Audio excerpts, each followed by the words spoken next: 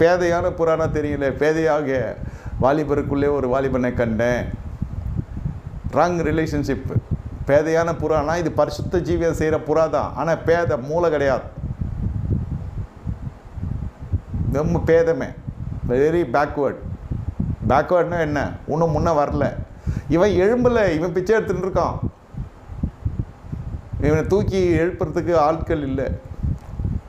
பேதுரு யோவானை இவனை கண்டு இவனுக்குள்ளே ரட்சிப்புக்குரிய ஒரு விசுவாசம் இருக்குன்னு கண்டு எங்களிடத்துல அவங்ககிட்டையும் கடைசியில் கேட்டுடுறான். எல்லாரையும் கேட்கலாம், பாவம் ஊழியக்காரங்க, அவங்களுக்கு கொடுக்கணும்.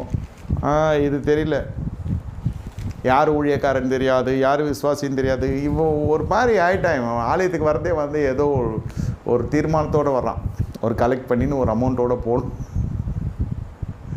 சரி, பேதுரு யோவானும் அவன்